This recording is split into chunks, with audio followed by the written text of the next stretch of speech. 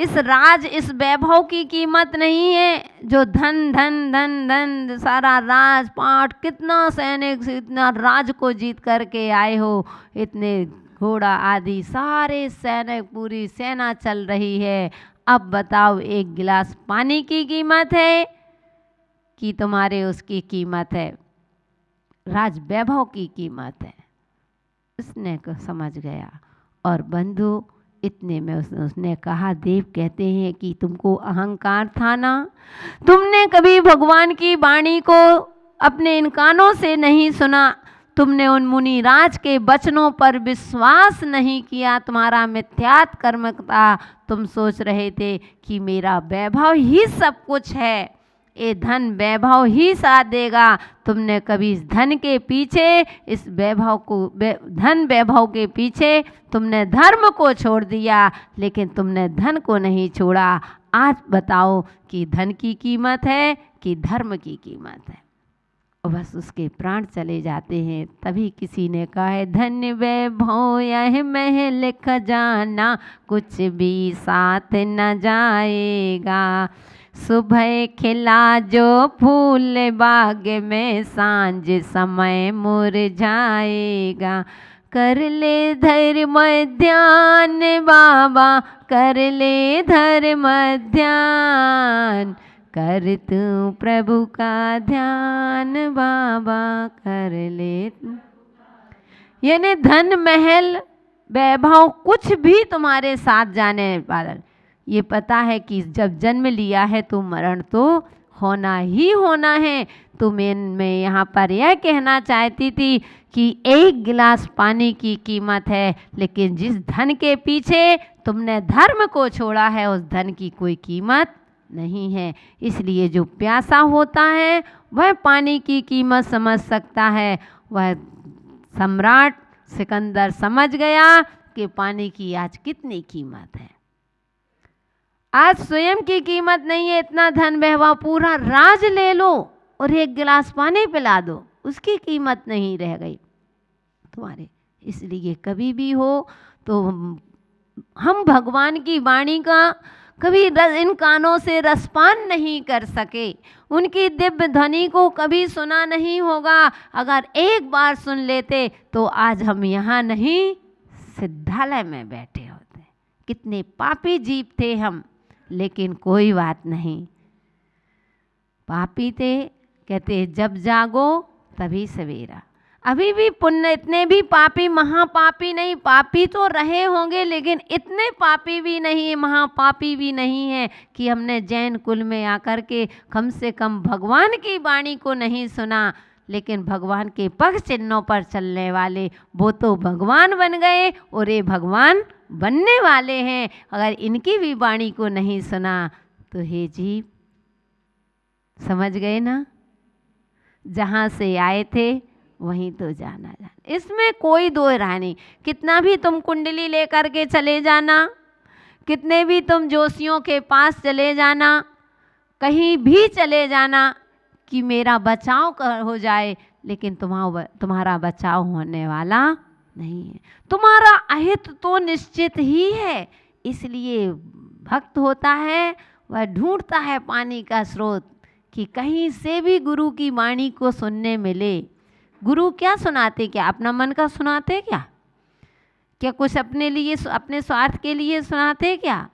अरे तुमको कहें सीख गुरु करुणाधार, 6 ढाला ग्रंथ में पढ़ते हो कि कहें सीख गुरु करुणाधार, कि गुरु करुणा होकर के तुम्हें सीख दे रहे कि भैया कुछ तो भगवान की वाणी का रसपान करो, कुछ तो इस वाणी को, भगवान की वाणी को आत्मसात करो। वाणी की, जिसने भगवान जिनवाणी कहते हैं, जैसे जीवन में श्वास की ज़रूरत होती है, इस शरीर के लिए श्वास की ज़रूरत होती है, ऐसे आत्मा के लिए उस जिनवाणी की ज़रूरत। इस शरीर के लिए पानी की आवश्यकता होती है, लेकिन आत्मा के लिए वाणी की, जिनवाणी की आवश्यकता होती है। तो अपन उस जिनवाणी का आज हम रसपान नहीं कर रहे हैं, हम यद्वा तद्वा भटक रहे हैं। तो इसलिए अपने जीवन को अति उत्तम बनाना है। तो भगवान महावीर कहते हैं कि हे जीव जागो, भागो नहीं। आज सोचो, जब हम आज बेटा बेटियों की शादी होती है, वहाँ हम दौड़ते हैं, पिकनिक के लिए हम जाते हैं, हाँ, हर कार्य छोड़ करके, चाहे सर्दी हो चाहे कुछ भी हो, कितनी भी सर्दी पड़ी हो, उस व्यवहारिकता निभाने के लिए शादियों में जाते हैं, पार्टियों में जाते हैं। नहीं भी है तो व्यवहार देने जाना पड़ेगा, लेकिन जाते हो। अगर वही कार्य इतना आवश्यक जब लौकिक में है, तो पारलौकिक में कभी आते हुए इतना भगवान की वाणी। कौन से भगवान का जन्म कल्याणक निकल गया, कौन से भगवान का तप कल्याणक निकल रहा है, कब मोक्ष निकल रहा है। आज जो हाथ में है ये किनकी? आदिनाथ भगवान के देन। आज जो तो धन कमा रहे हो ना, यह धन है, यह भगवान आदिनाथ के उपदेश में खिरा था, इसी वाणी में ही खिरा था। उन्होंने सठ कर्म का उपदेश दिया था। अगर वो उपदेश नहीं देते तो क्या आज हम यहाँ पर रहते? क्या ये साधु दिखते का? ये धन वैभव आदि कैसे, खेती किसानी कैसे आदि आदि की जाती है? उनने सठ कर्म का उपदेश दिया था। तो आज हैं जिन्होंने हमको बनाया, आज हम उनको ही भूल जाते हैं। जिन्होंने हमको इतना किया, जिनके कारण से आज हम चल रहे हैं, जिनके कारण से आज हमारे पास सब कुछ है, जिनकी बदौलत से आज हमारे पास है, आज हम उसी उन्हीं को भूल जाते हैं। किसी को याद है क्या? आ रही है आदिनाथ जयंती, माँ कृष्णा चतुर्दशी को आदि चतुर्दशी को क्या है आया? हाँ, लड्डू भी नहीं चढ़ाते होंगे। अरे चढ़ा देते, आदिनाथ का चढ़ा देते हो, महावीर का बस दो के, बाकी तो सब फ्री में आ गए हैं। लेकिन जितनी धूमधाम से महावीर भगवान का चढ़ाते हो, इतना आदिनाथ का चढ़ाते हो क्या? नहीं चढ़ाते। ओम शांति।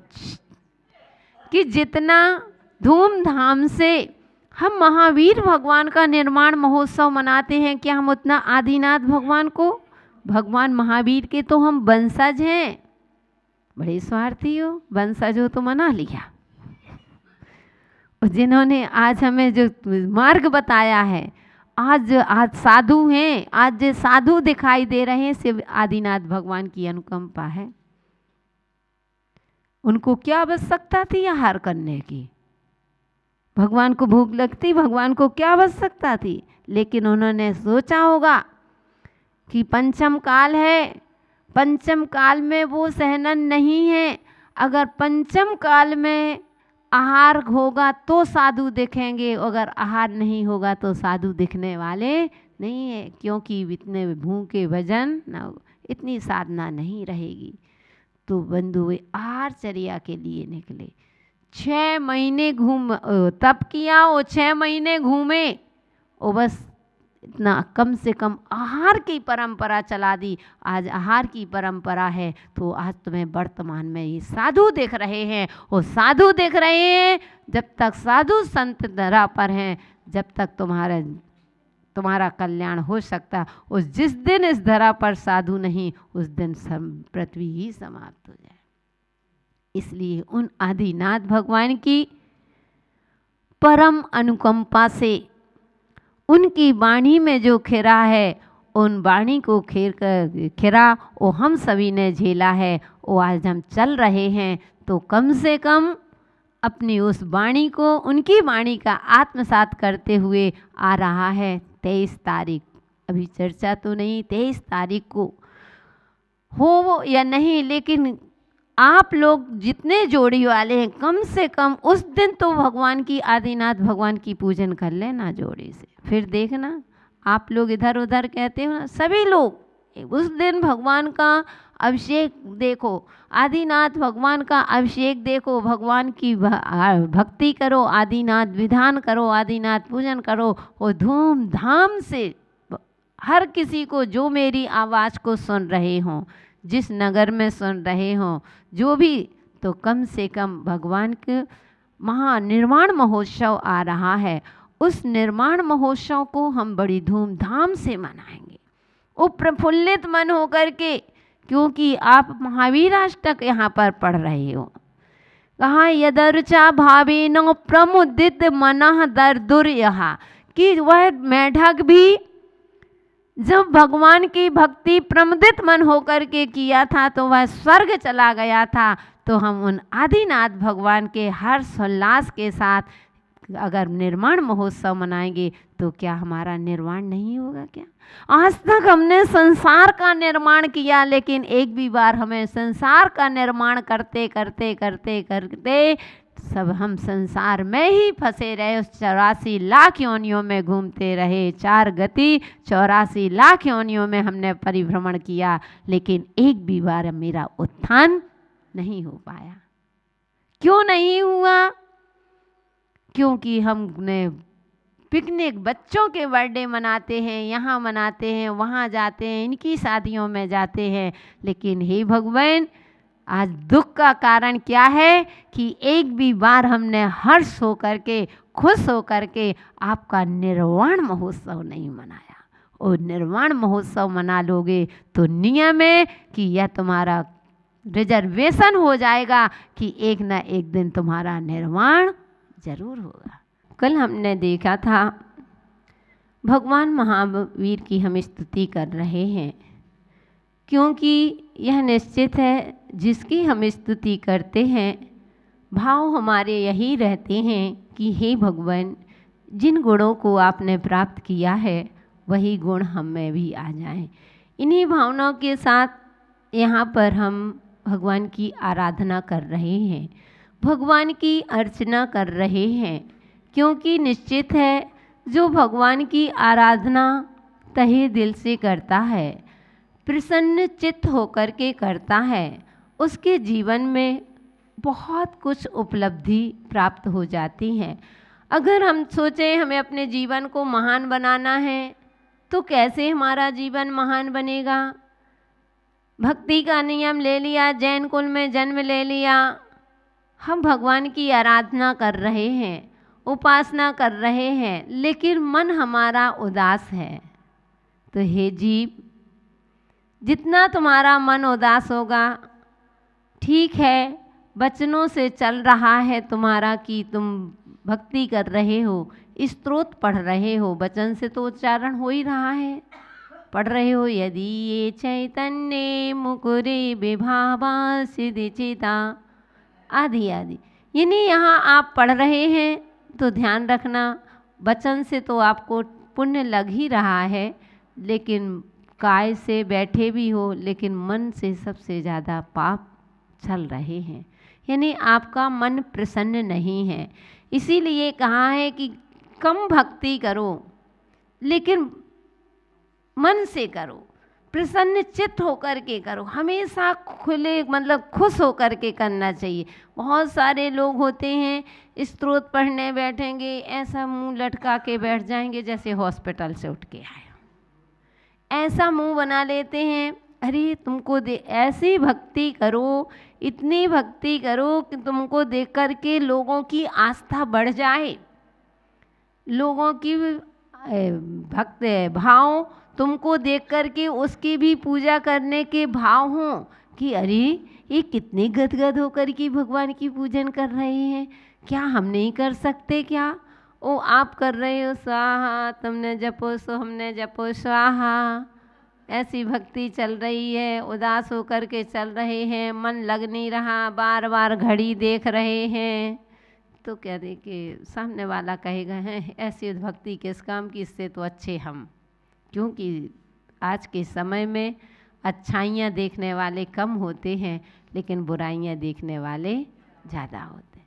हमारी अच्छाई, कितनी भी अच्छाइयाँ कर लो, हमने आपको बताया था ना कि हमारे गुरुदेव हमेशा कहा करते हैं कि इतनी बड़ी तुम 16 हाथ की साड़ी पहने हो सफ़ेद, ये सफ़ेद साड़ी किसी को नहीं दिखेगी, इसमें एक अगर यहाँ पर कहीं पर भी अगर एक दाग है तो उसकी नज़र कहाँ जाएगी? दाग पा जाएगी, क्योंकि ऐसा मानव है। आज की दृष्टि गुणानुवान रह नहीं गा कि हम गुणों को देखें, वो दृष्टि आज के समय में लोगों की कम हो गई है। क्यों हो गई? इसीलिए कहते हैं कि भक्ति करो तो इतने खुश होकर के करना, इतने खुश होकर के भक्ति करो कि सामने वाला भी उस धर्म के प्रति उसकी आस्था बढ़ जाए। इसलिए नहीं करना कि हम इतने खुश रखते, ये पहला लक्ष्य अपना याद रखना कि भक्ति जितनी खुश होकर के करोगे उसका फल नियम से मिलेगा। तो कल हमने देखा था कि जिनकी पूजा करने के भाव से हर्षित चित्त वाला, पूजा के भाव ही तो हुए थे, पूजा यानी भक्ति दर्शन के भाव हुए थे, तो कहते हैं मेढक हर्षित चित्त वाला कि वह दुर्दर यानी वह मेढक भगवान के समूह शरण में जा रहा है, खुश होकर के जा रहा है, फुदक फुदक करके। ना उसके पास चावल है, ना उसके पास श्रीफल है, ना उसके पास कोई लौंग है, ना कोई उसके पास बादाम है, ना सुपारी है, कुछ भी नहीं है, लेकिन फिर भी खाली हाथ नहीं जा रहा। सोचो, एक मेढक, और आप मंदिर जाते हो खाली हाथ आ जाते हो, गुरु के पास आते हो खाली हाथ आ जाते हो। कभी नहीं, भगवान के सामने कभी खाली हाथ तो जाना ही नहीं चाहिए। गुरु के पास कभी खाली हाथ, जब पहला दर्शन करते हो तो पहले खाली हाथ नहीं, भरे हाथ आओ। जैसे आओगे वैसे लौटोगे, ये तो प्रकृति का देन है। जितनी तेजी से हम दीवार पर गेंद फेंकते हैं वही हमारे पास वह गेंद लौट के आती है। तो जैसे भावों से हम गए हैं, जितने अच्छे से जाएंगे उतने अच्छे से हम लौट करके आएंगे। जैसे हम जाएंगे, हम खाली हाथ जाएंगे तो खाली हाथ लौट करके आए, और भरे हाथ जाएंगे तो भरे हो करके। अब प्रश्न उठ सकता है, तो क्या भगवान यहाँ से कुछ देता है क्या? तुमको पता ही नहीं चलता कि हमें क्या मिल जाता है। यही तो भगवान की महिमा है, यही तो भक्ति का सार है। भक्ति का सफल कभी दिखाई नहीं देता, लेकिन मिलता ज़रूर है, क्योंकि हम बता चुके कि भक्ति कभी किसी को दगा नहीं देती।